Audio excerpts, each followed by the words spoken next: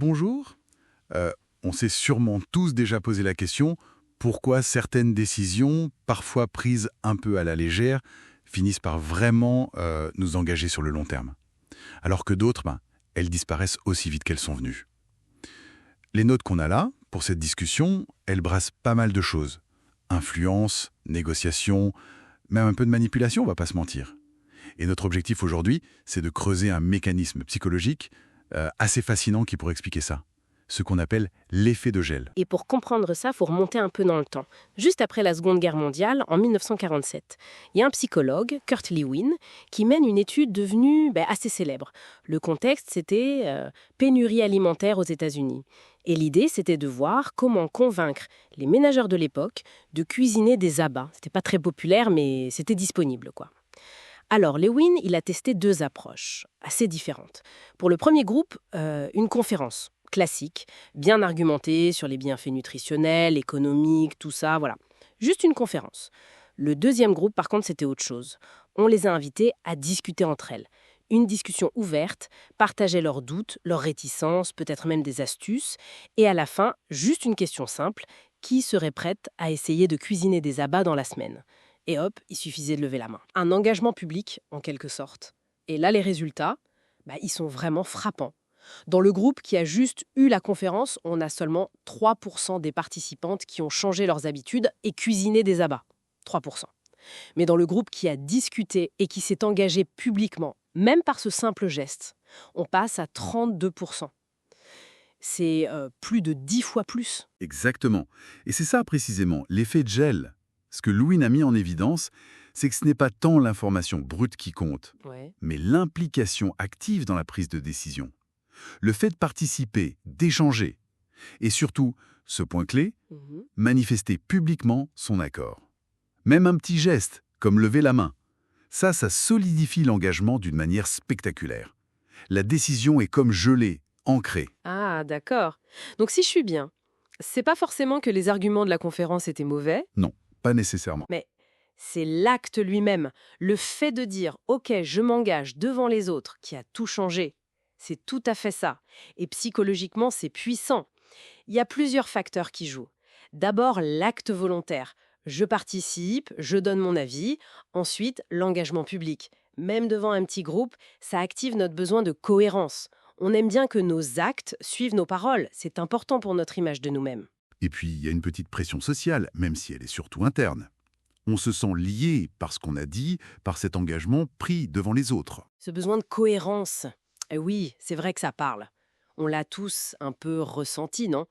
Quand on sort d'une réunion où on est resté un peu passif. Bon, les décisions prises, elles peuvent sembler un peu lointaines après coup. Mais si on a pris la parole, même juste pour dire « Ok, je m'en charge, je suis d'accord avec ça », ça nous engage différemment. Ça nous colle un peu plus à la peau, cette décision. Tout à fait. Et c'est là que ça devient intéressant. Au-delà de cette expérience historique, les notes qu'on a sous les yeux, elles montrent bien comment ce principe est fondamental en négociation, en influence. La stratégie clé qui en découle, c'est pas juste d'essayer de convaincre l'autre passivement en lui déroulant tous nos arguments, c'est de l'amener à participer, activement, à mettre la main à la pâte si on veut. Oui, les exemples dans les notes sont clairs là-dessus. Plutôt que d'arriver avec une solution toute faite, voilà ce qu'il faut faire, il vaut mieux poser des questions ouvertes. Inviter l'autre à exprimer ses propres idées, ses craintes peut-être, à identifier lui-même les obstacles et, dans l'idéal, à proposer des bouts de la solution. C'est cette fameuse co-construction. Et surtout ce truc des micros-accords en cours de route. Obtenir des petits oui explicites. On est d'accord sur ce point, ça vous semble une bonne piste. C'est là que ça devient vraiment intéressant, j'ai l'impression. Chaque petit pas validé ensemble semble renforcer l'édifice final. C'est un point crucial, oui, que les sources soulignent bien. Chaque effort, chaque idée qui vient de l'interlocuteur renforce son adhésion au processus et au résultat. Plus il investit, cognitivement, verbalement, plus la décision finale lui semblera sa décision, ou en tout cas une décision à laquelle il a pleinement contribué. Et donc, il sera beaucoup plus enclin à la défendre, à la respecter. Ce qui est puissant, et les notes le mentionnent aussi un peu en filigrane, c'est que ce mécanisme peut, disons, frôler la manipulation, s'il est utilisé pour amener quelqu'un à accepter quelque chose contre sa conviction profonde, juste par accumulation de petits oui. C'est un outil puissant. Dans son usage, ça mérite réflexion. Il faut l'utiliser de manière éthique, constructive. Alors, si on essaie de synthétiser un peu tout ça, qu'est-ce qu'on retient? Le message vraiment central qui ressort de cette étude et des notes, c'est que l'implication active, c'est un moteur incroyablement puissant pour qu'une décision tienne dans le temps, bien plus que la simple persuasion passive. Absolument. Et comprendre ça, cet effet de gel, c'est utile dans plein de situations en fait, pro ou perso. Une négo de salaire bien sûr, mais aussi la gestion d'un projet en équipe, une discussion pour organiser les vacances en famille. Savoir repérer quand on essaye de nous impliquer ou pas dans une décision, ça aide. Et savoir comment nous-mêmes impliquer les autres de manière positive pour construire un accord solide, partagé, c'est un vrai plus. Ça permet d'arriver à des engagements plus forts, plus respectés par tous. Et juste pour finir, une petite pensée qui va un peu au-delà des sources qu'on avait aujourd'hui. Si cet engagement actif, visible, est si déterminant pour la suite, comment est-ce que ça pourrait changer la façon dont on aborde nos propres objectifs, nos fameuses bonnes résolutions par exemple?